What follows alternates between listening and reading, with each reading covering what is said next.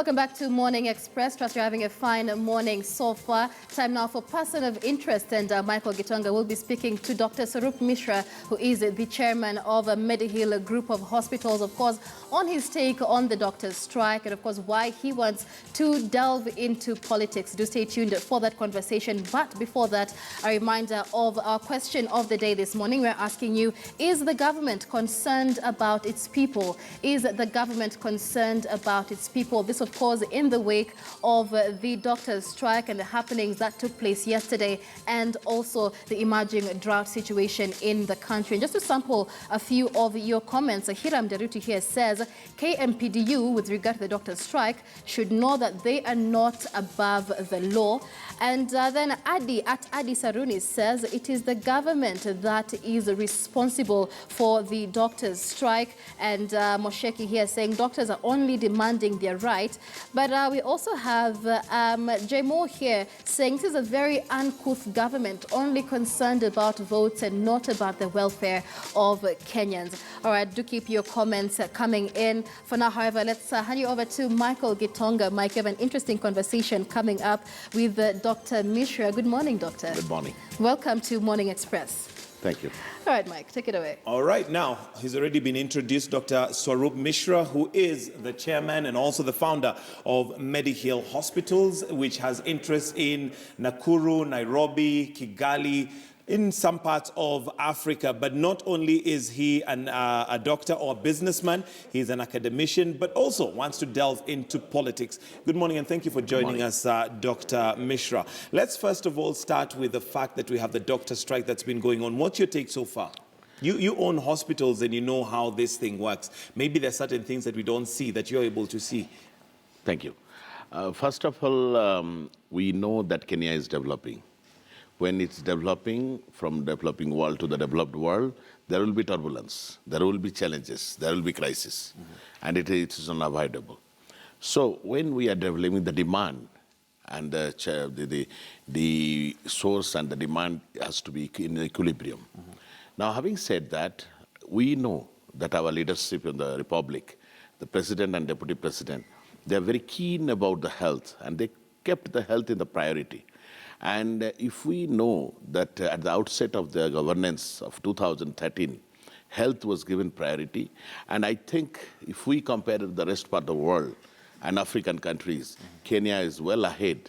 Then no country will put 28 MRIs, so many ventilators, so many hospitals, of the upgrading the hospitals in the county level. Daktari, one of the things you'll agree is that we get into trouble because sometimes we compare ourselves with the West. It is true that we may be okay compared to other African countries, but given the amount of money that we have put into our health sector, are we really healthy when it comes to our health sector?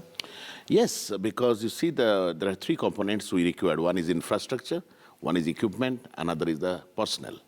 So what we need now, these two things are well thought, but the thing is that human resource, we need to create more health education and doctors creation in the country for not only to help the country and the region. Now, this strike, I came to the strike now, I'll come to the strike now, it has to be well balanced and well thought, because you see it has to be practical. The demands, okay, we are there. The government is negotiating since last 3 months, we are seeing it.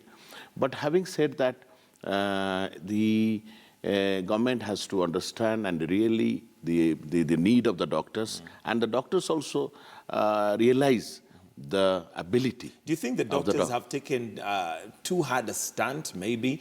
They need to soften a little bit to give room for negotiation and time?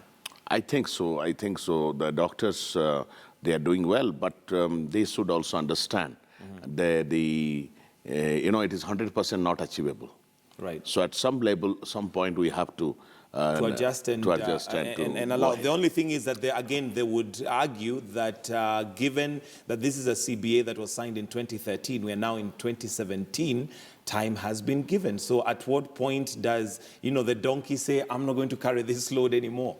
Well, we have to, but we can revisit the issues and revisit the economic state of affairs, and election is well ahead, well just nearby. So we need to have not that hard stand. But having said that, government also has to consider and it has to be practical. But I think the revisit should be again phase line, in the phase manner. The demands which is not fulfilled now can give him with some timeline. Yes. All right. Now, you're one who, of course, has a lot of experience, given the fact that you have many hospitals, both in Kenya and other, countries within Africa, and you're looking at expanding. What would you say is the biggest problem we have with our public hospitals currently? Is it staff? Is it equipment? I will say rather infrastructure is well thought. The equipments are there, but we need maintaining the equipments. And likewise, we say there is a very good airline, very good aircraft, new aircraft, but we need a good crew. So crew has to be there. So we have to make more health education. So one example I'll give, biomed engineer. We should have adequate biomed engineers in our country. Do we have them? To maintain, I don't think we have.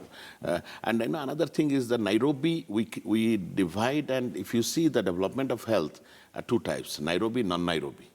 Nairobi is 75% of the cream is concentrated. The rest 25% of consultants, specialists, paramedics are considered as part of the rest of 25%. 25%. So we have to think about it.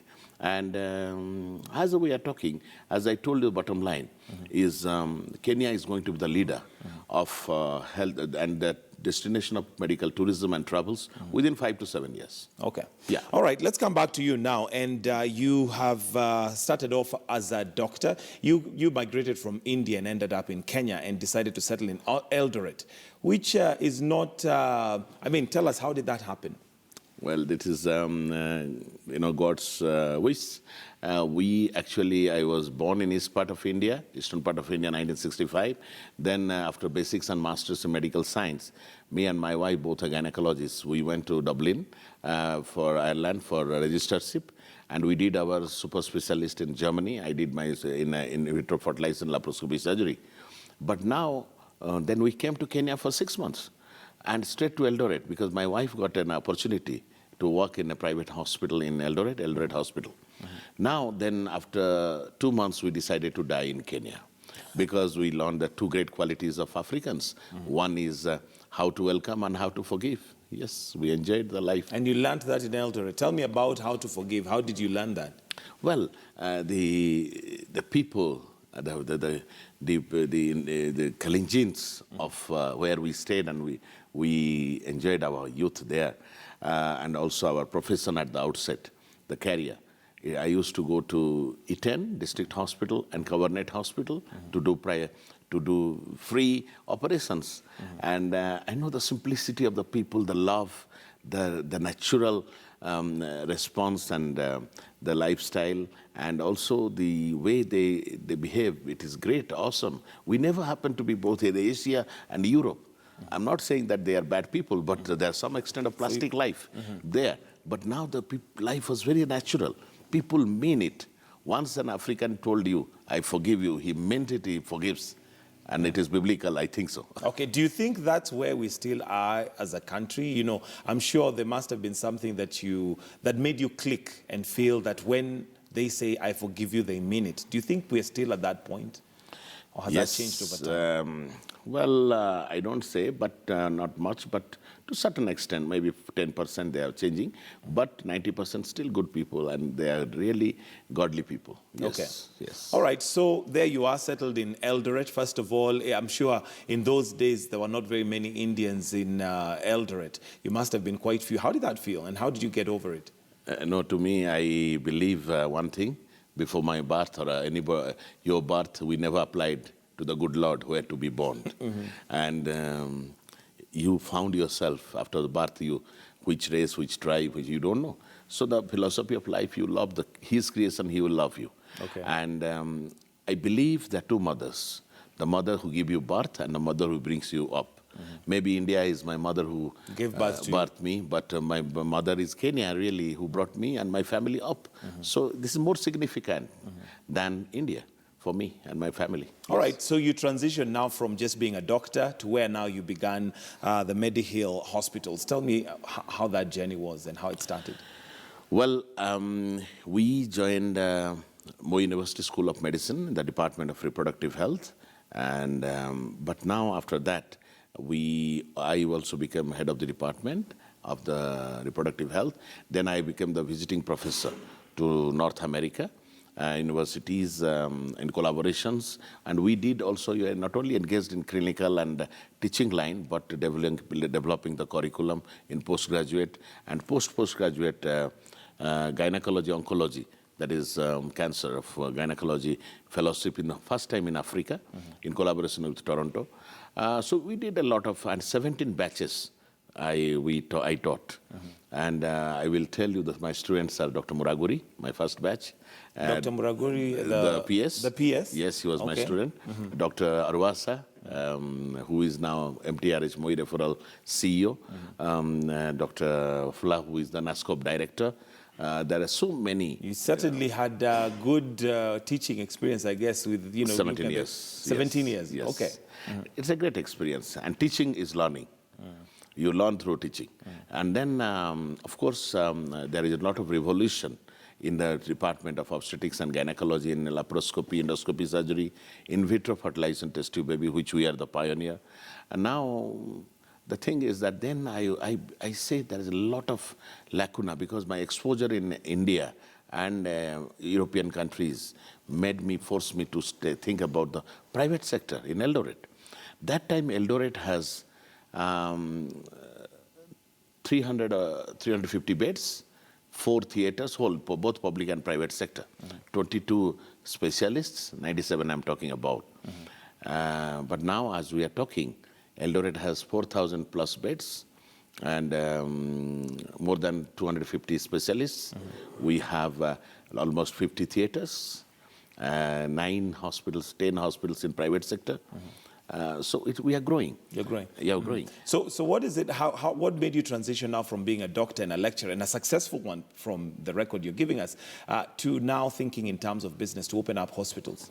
Well, business is the applied aspect of your profession, what we practice. It comes automatically, and you cannot stop it when you are thinking deep into your profession. Now, I saw that the people still need of high-end medical practice in the different subspecialties of medical fraternity. Now, look, I will tell you one thing. There was a hospital which is closed down in the name of Pacifica Hospital for 2.5 years. And I just thought that why not we revive that one? Me and my wife had no money, that substantial amount of money, but whatever small we had, and thanks to a little bit of banks, some banks helped us. Then we dared to take over that and renovate and to start a hospital. But from the first, our vision and our principle was 3 things. Develop a good infrastructure, never compromise. Number 2, medical equipments, medical furnitures, and other associates. That has to be not second-hand, refurbished, brand new, branded.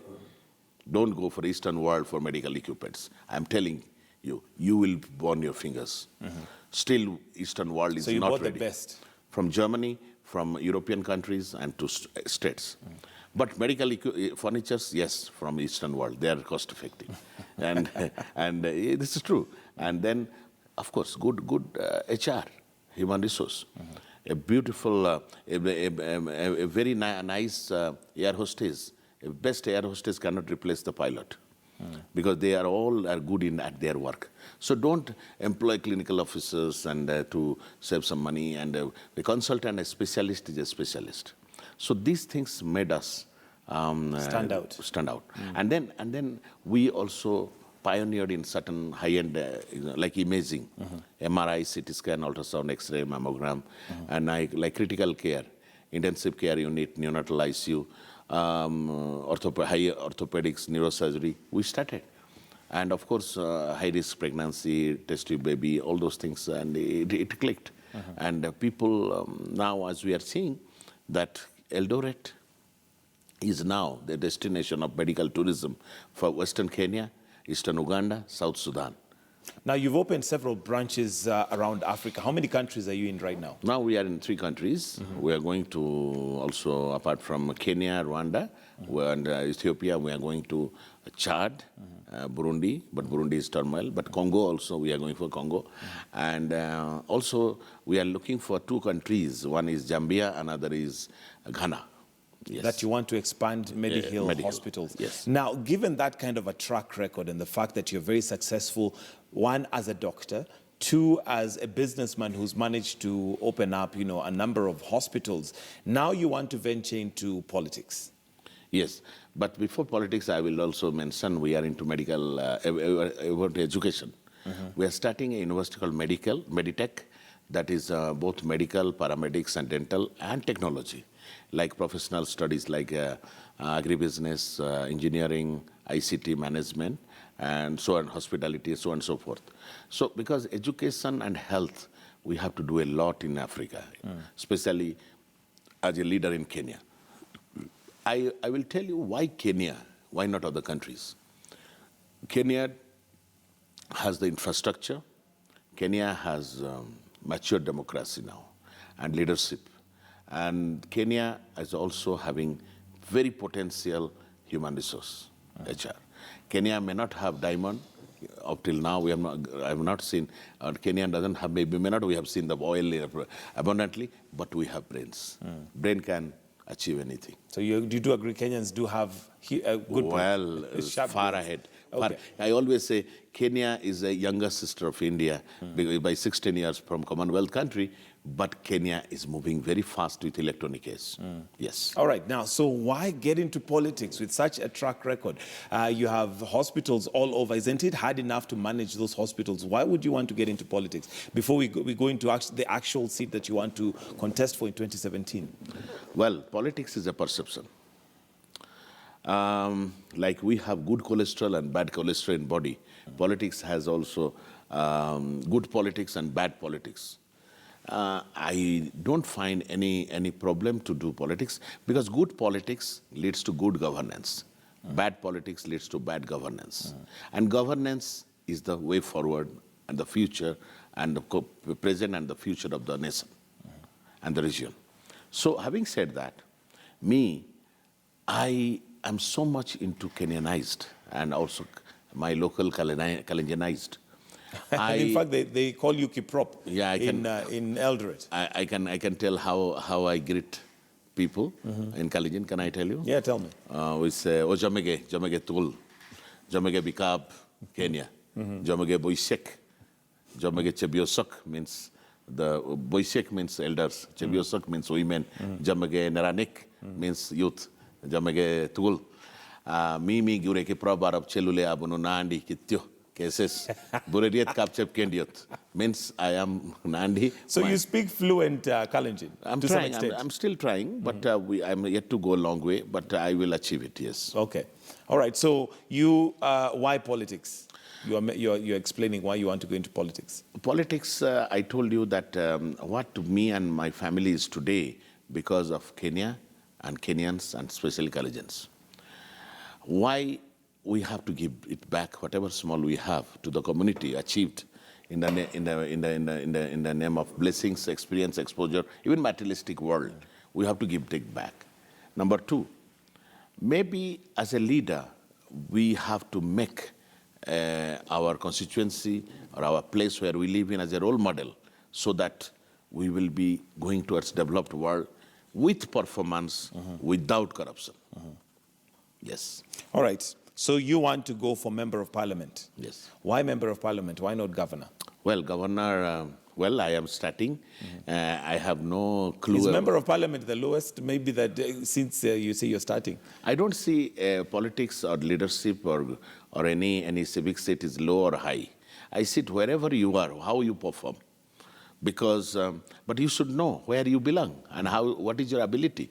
And so I think by the grace of God, Member of Parliament is my ability and my my cup of tea, not the governor. All right, so what do you have to bring on board? And as you answer that question, just a quick reminder to our viewers that you're welcome to call or send us your messages regarding the discussion this morning with our guest, Swarup Mishra. He's, well, basically letting us know why he's getting into politics. And those of you maybe from that area, Eldoret area, do let us know if you have any questions that you'd like to pose to him. But yes, Member of Parliament, what is it that you have to bring on board, Well, Daktari?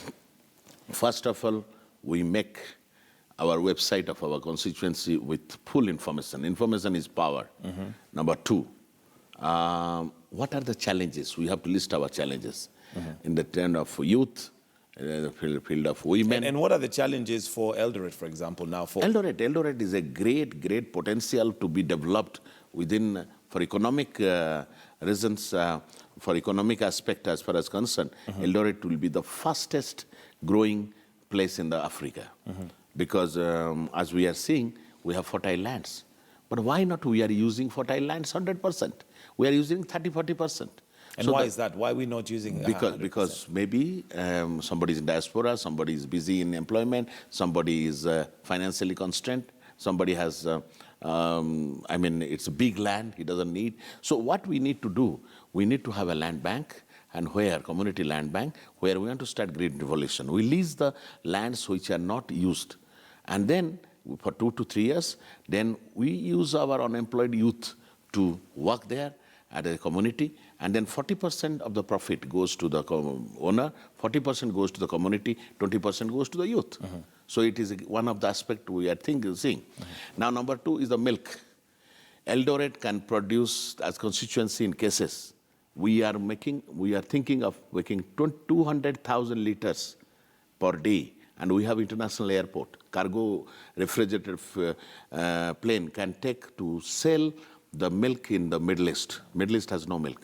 We can negotiate, and we can get a better price than what we are getting right now. Right now in the country. So that will be a great, amazing achievement. Let me tell you, farther you marry, brighter the offspring. Farther you do business, better the profit. So the thing is that more we sell outside, we get more money. Now, number 3, our one of the objective, every family of cases should have a cow. Those people who don't have cow. Where in Eldoret? In cases. In cases. What we will do, we'll start with 200 cows and give 200 families one cow who doesn't have cow. Where will you get the 200 cows from? We will raise funding. It's not a big deal. It's not rocket science. Then when they will have the calf, we give another 200 or 150 female calves to another 150 families. So these are the plans we have. But let me tell you, 5 things every family should have in the 21st century. One cow. Every family? Every family. Regardless of whether you're in Nairobi, Eldoret, Mombasa? No, I'm talking about the cases constituency. Oh, for your constituency, yes, okay. I'm talking about my constituency. I was about to get worried there, but anyway. I'm not that big way. Number 1. Number 2 is electricity. Number 3, water. Number 4, a television. Number 5 is a computer. Why do they need a television? Because information is power. Look at it, if electricity is not there, you don't work from 4 o'clock up to 6 o'clock. How many hours there? 14 hours of the day you are disabled. Imagine what a productivity, time of the whole year, whole life, how many... So is this your plan, to have every family with a cow, yes. Every family with a television, yes. every family with a computer? Electricity and water. Electricity and water. And healthy water, drinking water. We have a lot of scarcity, but we have them. We have the money, but we don't know how to see them. So the thing is that I always compare Dubai. Dubai had 2000 before 3 things: dates, sand, and camel. We have land, fertile land, rain, and cows. Why not we are making another Dubai here? So that is one aspect. Then another thing also, we empower the women. How to empower the women? We give the women group, and women are the best people to do the business, let me tell you. They are the best managers of the money. Now, we have to give them, now we have started giving them tents, chairs, PA system, sufurias, to start giving them, renting out, so that they will make some money, and then they roll the money. After some time, they will go for it. We want to give tractors. Ward-wise, they're like our constituency have 4 wards. Each ward should have given 20 tractors. They will.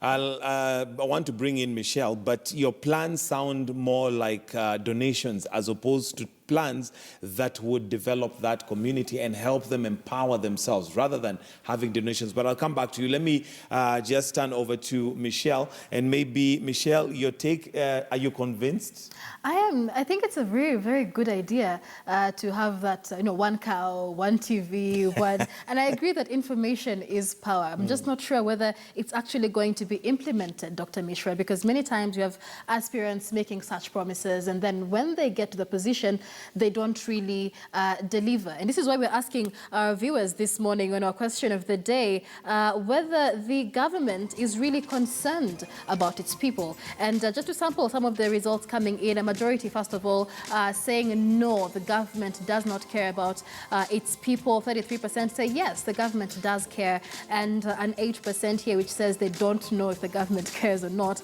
But let's just sample some of your comments. Benson Milimo says the government should clean Afia House, corruption hindering doctors' strike resolve, release innocent doctors, and think about the lives of Kenyans. And we have at Agumba, Steve says this is an uncaring government. Just wondering how they feel when the common mwananchi is suffering. And Agumba also says the government is not humane at all. So these are just some of the comments that you are bringing in. Let's bring in Dr. Mishra now, just to get your take on this, Doctor. First of all, let's pose this question to you. Does the government really care about Kenyans in the wake of the 7 officials of the Doctors' Union being jailed, the impasse of the doctors' strike, the emerging drought situation? So much is going on in the country. My first take will be like this. Who is the government? People are the government. So people also responsible. If government fails, people fail, government fail, people But fail. we've given them positions of power for them to govern us. Yes. As CEO of Mediheal hospitals, if the hospital fails, really the buck stops on you. Correct, I understand. But having said that, government also has his ability and has his tech, but also the people have to cooperate and work. Always what we do, we blame God and government when we fail. But having said that, government, we don't forget there are 2 types of government in Kenya today. One is central government, one is the devolved government. But the devolved government, we are in the middle devolved government.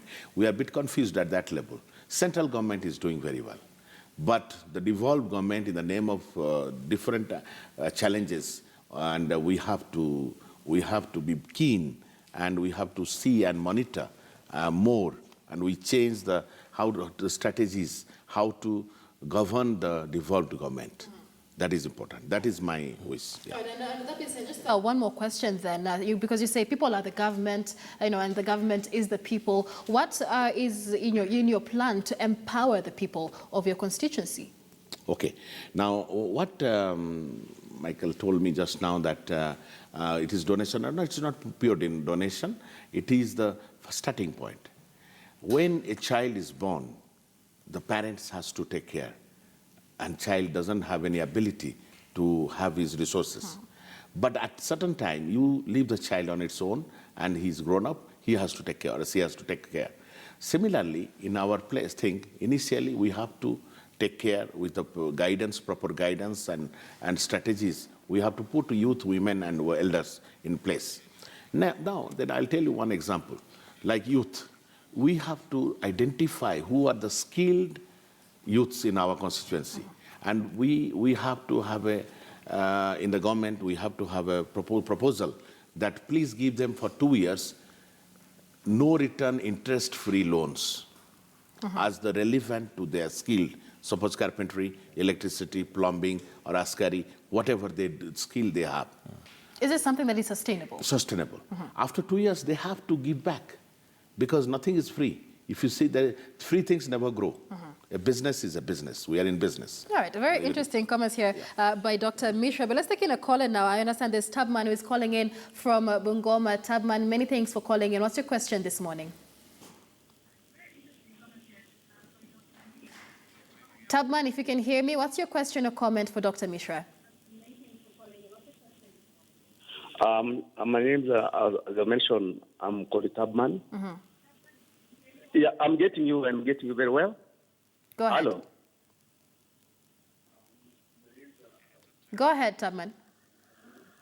I just want to mention that Dr. Kitrop, what he's doing is a good job in Eldoret. I remember when he came in Eldoret, he made very, very, very fundamental, very nice growth in Eldoret. Apart from starting a Medheal hospital, he has really helped people.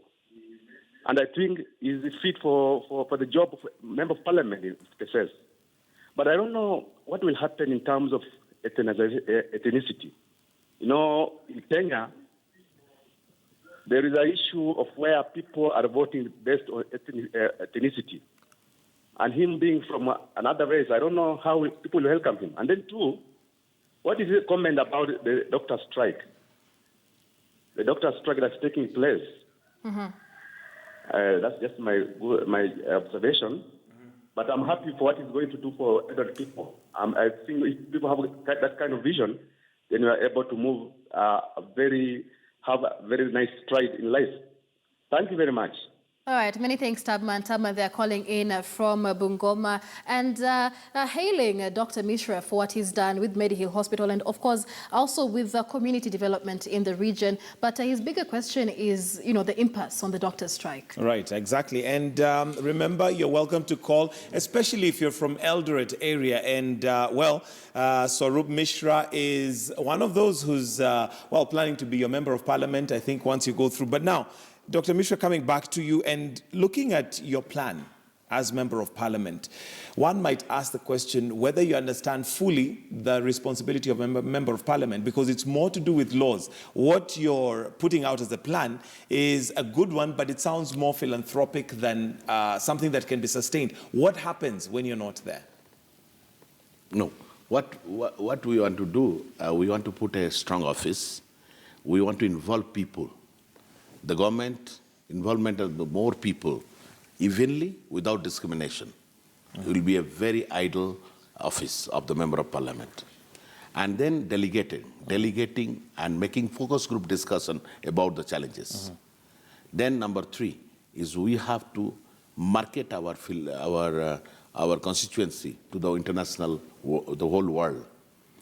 Now attracting projects and attracting funds, attracting grants and attracting international loan in soft way is the way forward also. That is in our agenda. Then, of course, our government money, wisely and effective use of the government money. And I told you there are 2 things. Performance, yes performance, no corruption. How would you deal with corruption? Because that's another big issue that we have had. The first thing will start from the Member of Parliament. If, by the grace of God, we are there, it will start with Mishra. If Mishra will be corrupt, then he will start the weakness. But if he's not corrupt, nobody will be corrupt. But for those who already, because we do understand that majority of, or let me put it this way, there are cartels that are in operation currently. Yes. And even if you came in as Member of Parliament, there are those cartels that possibly have, worked all along that way. How would you deal with corruption? No, it is your philosophy. It is we forgive. We don't want to look back, but we don't forget back the past. But we will forgive everybody and take everybody in the governance. What happens to the course of the law? Because really, if one is corrupt, there is a law against corruption. Yes. So you'd still forgive those? Well, no, the law will do their own work. We will do our own work. But having said that, I always tell one thing about, let me tell you, what Mahatma Gandhi said, hate crime, not criminals. You see, we can change the mind, heart and soul of the people who are doing wrong things. And once we forgive, they will be wonderful people. So what would your suggestion be? Because again, being a Member of Parliament, you would be expected to participate in national debate. And this would be an example. How would you then recommend that the government deals with the issue of corruption that we have currently? Let me tell you one thing. You have to be very tough and no mercy with the leaders who are corrupt. If you are corrupt, you are not leader. Don't go there in the mind of corruption. And let me tell you, we are hardly, in the whole civic seats in the Republic of Kenya, 500 to 600 human beings. If these 600 people today practice no corruption, Kenya will be developed within 1 year. I'll come back to you on how exactly those 600 people will not practice corruption, yet we're still seeing it. But let me take a call from Kasim. Good morning, Kasim. Thank you for calling. Your comment or question? Good morning, Dr. Mishra. Morning. I want to talk to Dr. Mishra. Good morning. Good morning. My name is Kasim Were from Kenya National Chamber of Commerce and All Industry. right, your line is not very clear. If you can just maybe be a bit stable. My name is Kasim Were from Kenya National Chamber of Commerce and Industry. Okay. I would wish to congratulate Dr. Mishra for the good work that he's doing. Mm-hmm. And Kenya National Chamber. Okay, I heard you. Carry on. I would wish to find out from Dr. Mishra, being from a doctor to a business person, what plans do you have for the cancer patients in Kenya? Okay. And then number two, Dr. Mishra, we love you so much as the Kenya National Chamber of Commerce and Industry. What will you be able to do for the business community in KSS and Eldoret in general? All right, thank you very much, Kasim.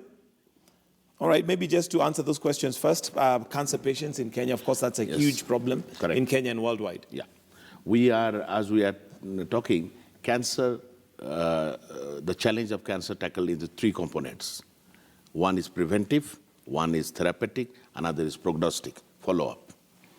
Preventive, we have to have a strong preventive aspect, health check for every person after 40, male and female, every yearly, for all the possible organs which is prone for cancer. It hardly takes us 3 to 4 hours in a whole year and in a day, and it hardly costs $100 or $50, $50 to $100, it depends. Per person? Per person. Number two, the therapeutic. We should have a comprehensive cancer care in the region. We divide our country to region, cancer zones. And we have to have medical oncology, that is medicinal cancer treatment, surgical oncology, that is surgical aspect, and the radiation therapy, that is radiotherapy. Now, as we are talking, Mediheal is now about to start cancer care within 8 months to 1 year with a proper setup. And then follow-up. Follow-up is very important because cancer is a disease. We cannot just, it can be treatable once. We have to do proper follow-up with proper team. Now, in Kenya, Nairobi has many cancer centers. They are coming up. The majority of them are private, and I think what Kasim was asking is, now if you became a member of parliament, what agenda would you have for the cancer patients on a public level? Because from Mediheal perspective, that is a private entity, and that's fine. But now public health is where we have a big problem. Yes. As we are seeing, my constituency is with the Moi Referral Hospital, Moi University and Moi Referral. It is that just proximity. Moi Referral is the proximity.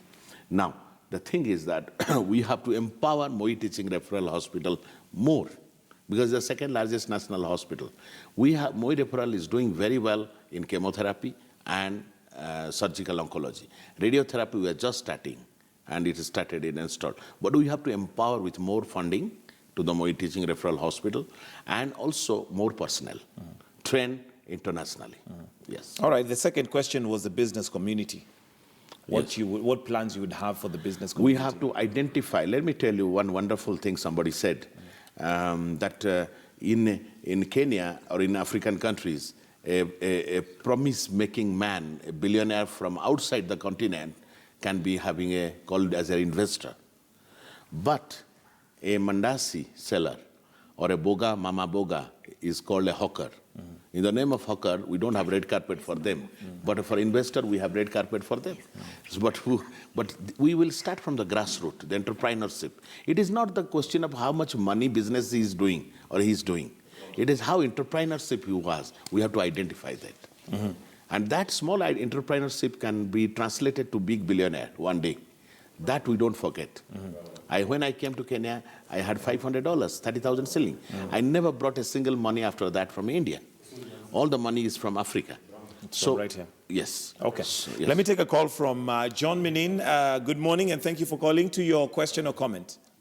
Good morning. I am grateful for Mishra. He comes from Eldoret, and I come from Ban Forest. And he came to our church and donated a lot of money, 380,000. And my members were asking, where does he get all this money from? Number two, he has promised to give us cows. We welcome the cow, but he should have mechanism of how to maintain and even rear this cow. Maybe some of us don't have the skills and the know-how of keeping the cow. I'm sure it's not a zebu, it must be a Prussian. So maybe I will want Mr. Mishra to tell us what mechanism will he put in place on how to rear these cattle so that the cow does not die after a week. Thank you. All the best, Mishra. We wish you well.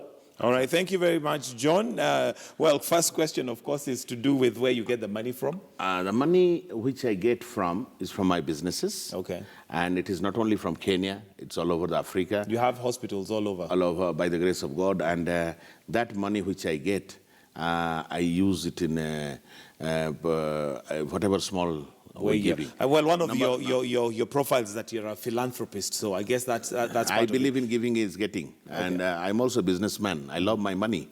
But I love so money. I know I love my God. And God also translates giving to getting, you know. So God is never indebted. So that is one. Number two, a very good question, my dear friend asked us how to maintain the cow. My dear friend, your parents will make you marry.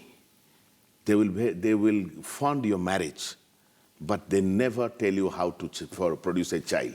You have to produce a child on your own. Now, how to, my dear, we give you a plate on the table. How to take food on the tin and maintain, and how to go to washroom is up to you. But maybe based on what he's saying is that this is a special, it's a high-grade cow, and as a result, some people may not know how to maintain. And even with the same example you've given, some people may not know how to maintain a wife per se. No, then they should not marry. Then they should say no to the cow. They should not accept the cow. Thank you very much. All right, let's move back to where we were, in terms of corruption and how you would drive the agenda of finishing corruption. You mentioned, yes, as a member of parliament, you will not be corrupt, but that does not deal with cartels that are already in operation. No, you see, let me tell you one thing. A leader leads, people follow. I always tell that. So in short, are you saying that the corruption we have is as a result of the leaders that we have? People are not bad. People are good. But how to teach them, preach them, guide them is very important. I'll repeat the question again. So does that mean the corruption we are seeing in our country is basically because of our leaders? Let me tell you, what is the definition of corruption? Another thing, let me tell you, let me talk about corruption. Corruption, there is no precise definition of corruption in any constituency of 258 countries in the world. And they vary. The way we can define a color, we can define a human being, you can define an object. But there is no definition of corruption. It's a relative term. If corruption is, we always been negative, then corruption will prevail. But if we take something positive, if somebody is doing well, corruption cannot be abolished in one day. It will take some time. So by your admission, are you saying that since there is no definition of corruption, then there is no corruption? Well, we have to take it positively. How do we take corruption positively? No, I'm not saying the corruption, but abolishing the corruption positively, not negatively. How? If we are not compromising with the quality, if we are not compromising with the cost, we are not misusing the funds of the people and the republic, I think that is the biggest corruption. Then we are not corrupt. You understand? But if we make mistakes upon my own money, I do mistakes. It's a learning process for me. You understand what I'm saying? But, however, it has to start from leadership. It'll have to. Okay, then the thing is, now that you're saying maybe corruption is kind of vague to describe, what about thieves? There are those who literally steal from the public coffers. We cannot say there's no definition of thieves. They should be caught, proved, and jailed. Period. Okay. All right. Dr. Mishra, a lot of feedback coming in on Twitter regarding this conversation, and maybe we could just note some of these questions down. We have Ronnie Kimathi saying, basing on the fact that some people rejected the new VC at Moi University Kesses because he was not from that region, can they be certain that the people of the region would reject you as well because you are not originally from that region? That is the first question that is being asked. And then secondly, Winnie Mwebia says, Dr. Mishra says that the doctors should renegotiate their 2013 CBA. What has changed economically since 2013 to inform this? Okay. Number one, about the VC. Moi University is a national institution. They belong to government of Kenya. Kenya is a sovereignty country with the people of Kenya. So there should not be any question comes which tribe, which ethnic, which people should be VC. Are I asking, can I ask those people the question? Are you going to ask the pilot in the aircraft which tribe you are, otherwise you won't travel? Are you going to ask the teacher, are you from which tribe, or my child is not going to be taught by you if you are not from my tribe? Are you going not to wear the dress which is not made by or stitched by your tribe? So forget about that. People are not, very 5 to 10% are tribal.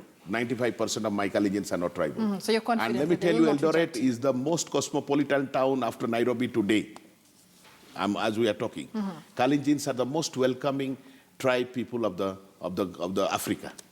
So this question of tribalism is not there. All right. Let me tell you. All right. Right. And then the next question from Winnie Mwebia asking, you're saying doctors should renegotiate their CBA, but what has changed since 2013 to inform that decision? No. You see, let me tell you, everything is not fixed.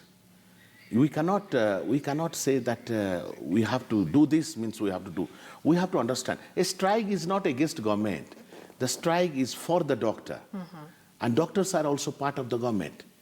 So the negotiations should be very friendly and positively and cooperative way. I know, I'm a doctor. I know our doctors need a lot of things. But Rome was not built in a day. We should revisit, and both government and doctor should forgive. And within, there is maybe, I think, I'm a small man to comment, but a big person from the government should come in and forgive and finish this thing. All right, Michael, carry on. All right, very interesting views right there, Dr. Mishra. And maybe as we are now almost winding up, what vision do you have for Eldoret? What is it that you'd see if you are elected by the people of Eldoret in 5 years? What are some of the things that they should put you to task and say you should have achieved A, B, C, D? Well, this will be the hub of modern farming and agriculture and agribusiness. That is added value agriculture, cheese, butter, and so. Number one. Is that by creation of factories, or how will you do it? Yes, manufacturing factories, and in also 5 years? Yes, why not? And because we have the raw materials, we have the HR, but we need to have money. We look for money the way we are looking money from private sector. Why not? Then number two, Eldoret will be the first town in the Africa, by the grace of God. We will find the supermarket racks should have our product in Europe and Asia, in the milk product. We call Chego, milk product. We love milk. Number two, health city. This will be the hub of medical tourism in East and Central Africa for 25 to 500 million people of 25 countries. Number three, education. Education, we need education, and it will be the hub and the most highest revenue collection of education. We are looking to Eldoret. How are you going to achieve that? Those sound like very good and nice goals on paper, but practically, how are you going to do that? Can I tell one thing? You cannot, competition and more involvement. If you start 10 people will be interested. Today, I will tell you which town has 150 ICU beds. Tell me, Eldoret has. We have 5 MRIs. It's a small town, less than 1 million people. But now it has an impact as the capital, economic capital and technical capital of Kenya. So Eldoret is the role model. Okay. Yeah. We'll take a call, Michelle. There's a call, I think, from Catherine in Eldoret. Good morning, Catherine. Thank you for calling. To your question or comment. Hi, how are you? Very well, thank you. Go right ahead. Yeah, I have a question for Dr. Mishra. How accessible is he? How accessible is he? Yeah. Okay. How accessible is he now, and how accessible will he be after this, after he's elected? All right. Dr. Mishra. Thank you very much, Catherine. How accessible? Michelle, you have a question? So we can take them. From our viewers, Dennis Sultan posed a very pertinent question. How can Dr. Mishra assure us as Kasses that he will improve the public hospital, yet that will pose a threat to his business, Mediheal Group of Hospitals? I don't think, because in Nairobi, I'll give an example. Jugunas has his own business, Grand Regency has his own business, Intercon has his own business. Don't mix business with politics. People who needs Mediheal, they will come Mediheal. People who need Moi referral, they will come to Moi referral. There's no problem about that. But having said that, empowering all the hospitals it won't be competitive, it will be complementary. All right. Yes. All right. There's also the question from Catherine, how accessible you will be. And again, let me just add, the reason why maybe Catherine is asking that is because the plan that you're giving feels more like it's one that is tied to Mishra as opposed to the law, which can run after Mishra is no longer MP, if he makes it to MP. Yes. Catherine, I am very much, I should be very truthful to you that it is a challenge for me personally to be accessible because I don't know answer to it now. I speak the truth. I don't should lie that, oh, no, I'll be... You'll be there for them. No. But we have to find a way how to be accessible, and we have to prioritize the accessibility personally. But we will have a strong IT IT team which will facilitate. We are discussing. It will facilitate the accessibility. All right. Yeah. Well, Dr. Mishra, we'll have to finish there because of time. Thank you very much. We wish you all the best in your ambitions as Member of Parliament. And, well, the campaign season has started, so we'll wait and see. Wish you all the best. Thank you very much for being our person of interest this morning. One sentence I'll tell before. Thank you very much. Kenya is a great country. Election will come and go. We Kenyans are one people, one country, one nation. Please, my request to all my colleagues, aspirants, please don't use malice or propagandas against each other because people are innocent. At the end of the day, we are using our people, youth and women, our elders in this propaganda. We have to prevent that, and God bless us and God bless Kenya. Thank you very much. Thank you very much, Dr. Swarup Mishra, who is the CEO and founder of Mediheal Hospital. So, Michelle? All right, a great conversation there with Michael Gitonga and Dr. Mishra. And of course, a lot of feedback also coming in, the likes of Douglas saying, I wish the doctor all the best. I hope he is serious in his endeavors to transform the people of Eldoret. All right, and so thank you so much for joining us here, Dr. Mishra. It is on that note that we take a short break here on Morning.